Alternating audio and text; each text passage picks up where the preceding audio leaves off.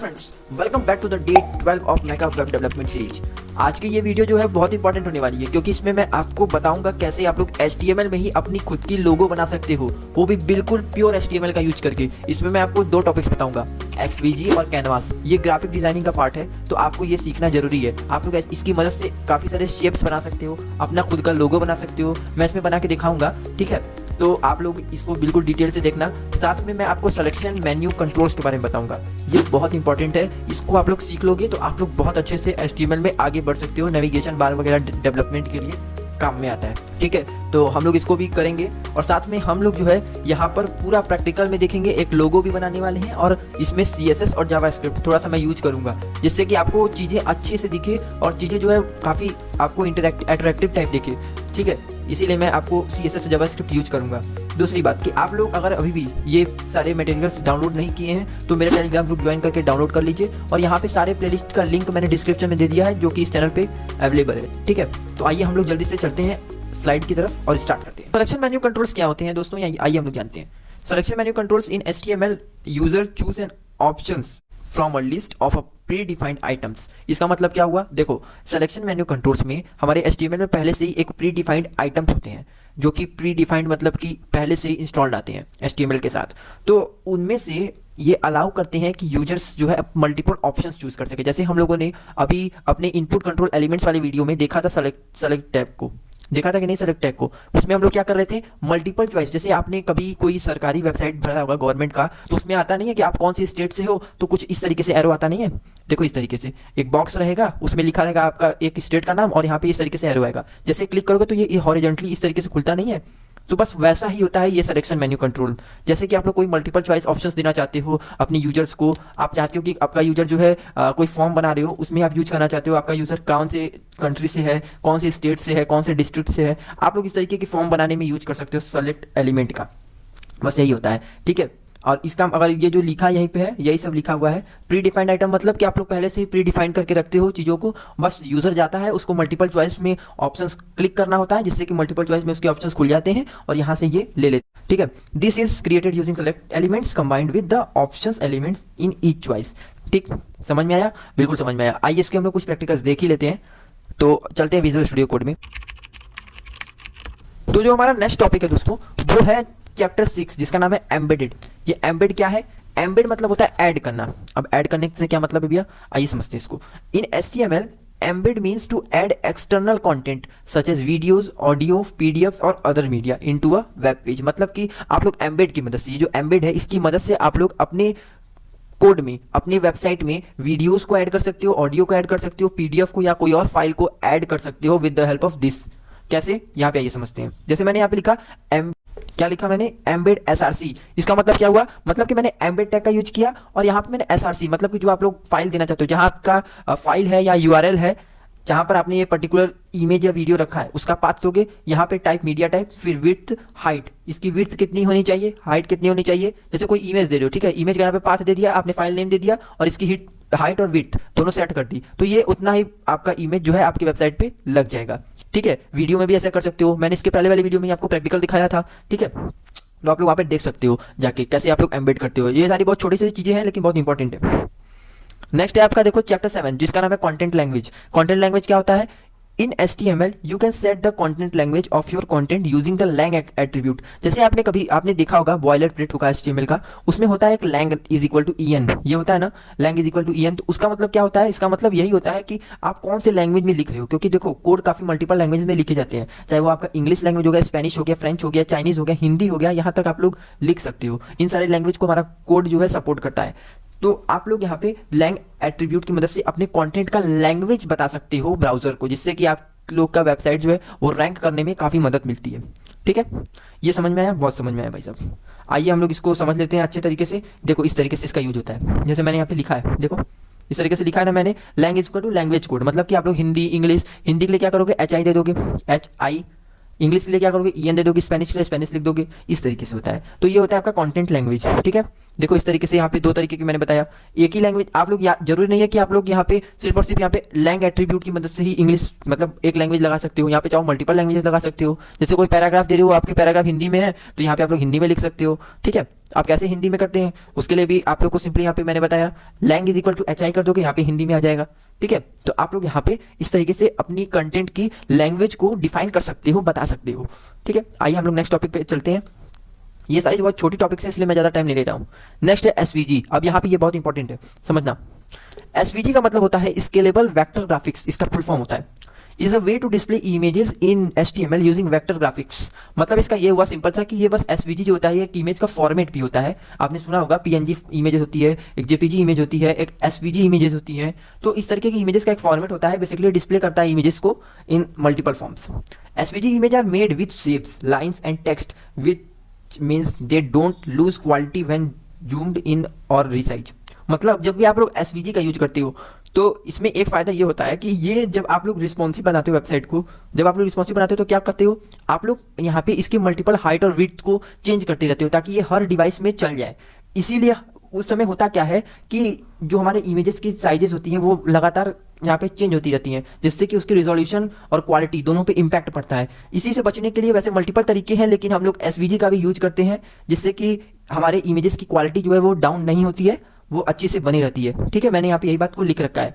अब यहाँ पे हम लोग इसको क्यों यूज करते हैं, वाई यूज SVG। यहाँ पे scalable, light weight, customise and interactive. मतलब क्या हुआ, मतलब इस स्केलेबल का मतलब ये हुआ कि look sharp it at any size. मतलब कि आप लोग SVG को छोटा करो, बड़ा करो, चाहे कैसा भी साइज रखो, इसकी जो क्वालिटी होती है वो बहुत बेटर होती है, इसकी क्वालिटी डाउन नहीं होती है। चाहे आप जितना जूम करके देखो या जूम आउट करके देखो, ये क्वालिटी हमेशा बेटर देता है।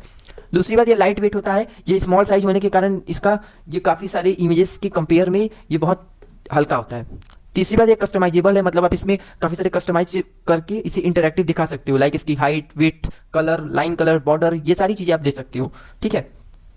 अभी आइए हम लोग इसकी मदद से यहाँ पे एक लोगो बना के देखते हैं जिससे कि आपको SVG की पूरी अंडरस्टैंडिंग डेवलप हो जाएगी। तो आइए हम लोग चलते हैं और यहाँ पे स्टार्ट करते हैं। मैंने यहाँ पे देखो एक svg.html नाम से बनाया, ठीक है।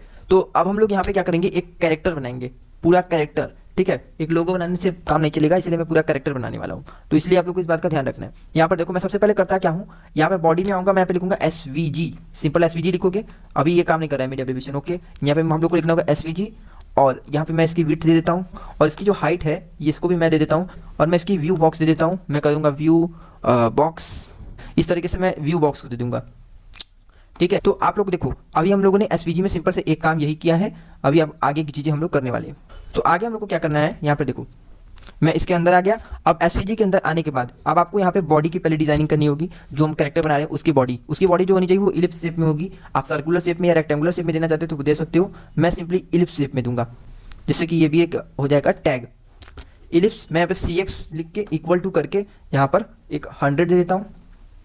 फिर CX क्या है, मतलब कि जो इलिप्स होती है वो सर्कुलर शेप में होती है, ठीक है। वो सर्कुलर शेप जैसा ही होता है, बस इसमें थोड़ा सा अंतर होता है। तो बस यहाँ पे हम लोग इसीलिए CX का यूज कर रहे हैं। अगर हम लोग रेक्टेंगुलर शेप लेते हैं तो वहाँ पे X का यूज करते हैं, ठीक है। आप लोग जानते ही हो कोई भी रेक्टेंगुलर का या भी किसी भी इलिप्स का दो कोऑर्डिनेट्स होती हैं, X होती है, एक Y होती है। इसीलिए हम लोग यहाँ पे CX लिए, मतलब सर्कुलर X और यहाँ पे CY लेंगे, जिससे कि यहाँ पे CY हो गया। CY हमारा क्या होगा, 200 होगा। अब यहाँ पर हम लोग को इसकी रेडियस लेनी होगी क्योंकि इलिप्स है ये, इसीलिए हम लोग को इसकी रेडियस होगी, इसीलिए हम लोग यहाँ पे 60 लेंगे। यहाँ पे रेक्टेंगुलर जो ले रहे हो तो वो लोग को यहाँ पे रेडियस नहीं लेनी होगी, ठीक है। RX RY और RY में हम लोग क्या करेंगे 90। यहाँ पे देखो सिंपल से ये हो गया 90, ठीक है। अब हम लोग यहाँ पे इसको फिल करना चाहते हैं। मैं फिल लिखने के बाद यहाँ पे क्या करता हूँ, एक कलर दे देता हूँ, ठीक है। अभी हम लोग का दिख कैसे रहा है, कुछ इस तरीके से दिखेगा, कर लेता हूँ। देखो इस तरीके से भी हमारा जो है ये इलिप्स दिख रहा है। अब हम लोग यहाँ पे क्या करेंगे इसमें, तो देखो हमारा इस तरीके से आ रहा है, ठीक है। अब हम लोग यहाँ पे एक इसकी हेड बनाएंगे, जो यहाँ पे ये है इसकी हेड हमको बनानी है। तो हेड हमारा क्या होगा, सर्कुलर शेप में ले लेते हैं इसको हेड को।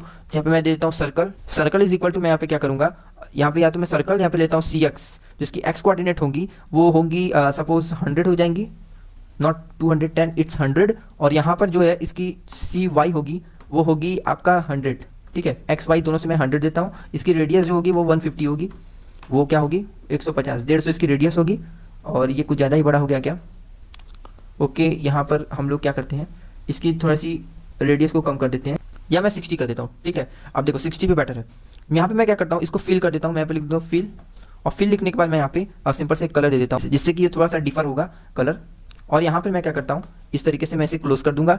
हमने इसका हेड बना लिया, अब हमको इसकी आंखें चाहिए, आइज। तो आइज बनाने के लिए हमें क्या करना होगा, यहाँ पे आइज जो होगी वो सर्कुलर शेप में होंगी, तो मैं यहाँ पे लिख देता हूँ सर्क, इस तरीके से कर लेता हूँ, ये इस तरीके से। मैं यहाँ पे सर्कल लिखने के बाद यहाँ पर CX करता हूँ, CX इज इक्वल टू, यहाँ पर आप लोग देखो 80 हो गया, 80, और CY equal to 90, CY equal to 90, और इसकी जो रेडियस होंगी वो इस तरीके से होंगी। इसकी रेडियस जो होगी वो 10 होगा। देखो एक आँख आ गया यहाँ पे। अब दूसरा आँख हमको लाना है, तो उसके लिए हमको यहाँ पे आप लोग फिल कर सकते हो। अगर आपको यहाँ पे कलर देना है, मुझे यहाँ पे कलर देना है इसे, तो मैं इसे फिल करके FFF दे देता हूँ, ये वाइट कलर में आ गया, ठीक है। यहाँ पर देखो हम लोगों ने इसकी एक काम कर लिया। अब हम लोग को यहाँ पे इसी को कॉपी करना है, Ctrl+V करना होगा। अब यहाँ पर देखो आप लोग, यहाँ पे मैं इसको करूँगा सिंपली, इसके कोऑर्डिनेट्स को चेंज कर दूंगा। यहाँ पे मैं ले लेता हूँ 1 2 0, जिससे कि यहाँ पे इस तरीके से आ जाएगा, ठीक है। बाकी सब चीज़ें यहाँ पे सेम रहेंगी। इसकी रेडियस थोड़ी सी जो है यहाँ पर 10 10, ठीक है, ओके। तो यहाँ पे इस तरीके से हमारी इसकी 2 आँखें हो गई। अब यहाँ पे आइस की हम लोगों ने कर ली, ठीक है। अभी हमको यहाँ पे कुछ और चेंजेस लाने होंगे इसमें थोड़ा सा। तो यहाँ पर मैं क्या करता हूँ, इसमें एक और चीज़ लेता हूँ, Ctrl+V करूँगा, और मैं यहाँ पर इसको Ctrl+V करूँगा। यहाँ पर मैंने 4 सर्कल लिए हैं, ठीक है। अब यहाँ पर देखो क्या करता हूँ मैं, यहाँ पर इसकी रेडियस जो है ये 5 हो जाएगी। इसकी रेडियस को मैं चेंज करके 5 कर देता हूँ, और यहाँ पर इसकी रेडियस जो है 5 हो गई, क्योंकि मैं यहाँ पे जो इसकी आंखों में थोड़ा सा ब्लैक नहीं आता है, उस तरीके से मैं यहाँ पे सर्कल लाना चाहता हूँ। तो यहाँ पे इसकी आंखें जो है ब्लैक हो गई, और जो इसकी कलर हो गई उसको मैं ब्लैक कर देता हूँ, 0 0 0। जो इसकी कलर है वो भी ब्लैक हो गई, और यहाँ पर इसकी रेडियस को भी मैं 5 कर दूंगा, और यहाँ पे भी मैं इसकी रेडियस को 5 कर दूंगा। देखो इस तरीके से आ रहा है ना। यहाँ पे देखो इसको 0 कर देता हूँ, 0, ठीक है। तो इस तरीके से यहाँ पे आप लोग का जो है ये पूरा डिज़ाइन बन रहा है। कोऑर्डिनेट्स को यहाँ पे CX को चेंज करके 120 कर देता हूँ, जिससे कि ये इस तरीके से दिखेगा, ठीक है। अब मैंने यहाँ पे एक कैरेक्टर बनाया है, ठीक है। इसकी आइज़ को भी हम लोगों ने बना दिया। अब देखो यार, बिना स्माइल की अच्छा नहीं लगेगा, तो हम लोग इसकी स्माइलिंग फेस बनाते हैं। तो सिंपली मैं यहाँ पे इसकी 5 दे देता हूँ, इसकी 5 को दे देता हूँ, ठीक। यहाँ पे D इज इक्वल टू, यहाँ पर देखो इस तरीके से ये स्माइलिंग फेस आ गया इसका। हम लोग इसमें स्ट्रोक लगा लेते हैं। स्ट्रोक लगाने के लिए हमें क्या करना होगा, यहाँ पे सिंपली यहाँ पे लिखूंगा स्ट्रोक में मैं यहाँ पे क्या करता हूँ, इसको यहाँ पे इस तरीके से दे देता हूँ, इस तरीके से। देख रहे हो कितना अच्छा स्ट्रोक आ रहा है। इसकी विड्थ को भी हम लोग यहाँ पे सेट कर देंगे, स्ट्रोक विड्थ कितनी होनी चाहिए, आइए जान लेते हैं। स्ट्रोक विड्थ को भी यहाँ पे 3 होगा इसका स्ट्रोक विड्थ, और इसमें जो फीलिंग होगा, फिल इक्वल टू यहाँ पे मैं कर देता हूँ नन। देखो यहाँ पे क्या हो गया, ये देखो इस तरीके से आ गया। देखिए हम लोगों ने यहाँ पे इसकी स्माइलिंग फेस को भी सिंपल सा बना लिया। लेकिन अभी के लिए हम लोग इतना ही करेंगे। इसमें जैसे हम लोग इसके हाथ बना सकते हैं, पैर बना सकते हैं, आर्म्स, लेग्स, इस तरीके के हम लोग इसको बना सकते हैं, ठीक है। तो आइए आपको यहाँ पे SVG समझ में आए। तो आइए हम लोग यहाँ पे चलते हैं टॉपिक पे अपने, और यहाँ पे सीखते हैं और सारी चीजें। तो जो हमारा नेक्स्ट टॉपिक है वो है कैनवास। कैनवास क्या होता है? The HTML canvas element is used to draw graphics on a web page using JavaScript. मतलब कि हम लोग इसमें जो है जावास्क्रिप्ट का यूज करके ग्राफिक्स बनाते हैं। कैसे बनाते हैं उसको हम लोग छोटा सा एग्जांपल देखेंगे with the help of JavaScript, ठीक है। अब यहाँ पे देखो बेसिक सिंटेक्स इसका कैसे होता है। यहाँ पे सिंपली लिखोगे कैनवास, आईडी का आपका मतलब समझते हो, माई कैनवास लिखोगे, इसकी विड्थ दोगे, हाइट दोगे, फिर स्टाइल दोगे। स्टाइल में क्या करोगे, मतलब इसमें CSS की प्रॉपर्टी को इंटीग्रेट करोगे। कैसे? यहाँ पे सिंपली इसका बॉर्डर दे दोगे, सॉलिड यहाँ पे बॉर्डर दे दिया 1 पिक्सल सॉलिड ब्लैक, ठीक है। और यहाँ पे मैंने कैनवास को कंप्लीट कर दिया। इसका एक बेसिक स्ट्रक्चर होता है, ये हो गया। अब आइए हम लोग यहाँ पे इसको कैनवास को समझ लेते हैं प्रैक्टिकली, कैसे क्या होता है यहाँ पे ग्राफिक्स कैसे बनाते हैं हम लोग, ठीक है। तो हम लोग यहाँ पे देखो कैनवास और HTML नाम की फाइल में आ गए हैं। यहाँ पे मैं सिंपली लिखूंगा कैनवास, जिससे कि टाइटल को आप लोग को पता चले ये कैनवास में हम लोग कर रहे हैं। अब देखो मैंने यहाँ पे कैनवास लिखा। अभी मैं आपको यहाँ पे कुछ बातें यहाँ पे बताएंगे। आइए बॉडी में चलते हैं, और बॉडी में चल के हम लोग यहाँ पे कोडिंग स्टार्ट करते हैं। सिंपल से मैं यहाँ पे सिंपली H1 लूँगा। H1 जानते हो हेडिंग के लिए होता है। क्या लिखूंगा मैं इसमें लिख देता हूँ कैनवास, क्योंकि हम लोग यहाँ पे कुछ ग्राफिक्स टाइप बनाने वाले हैं, ठीक है, कैनवास। अब मैंने यहाँ पे H1 लिया, इसमें मैंने कैनवास लिखा।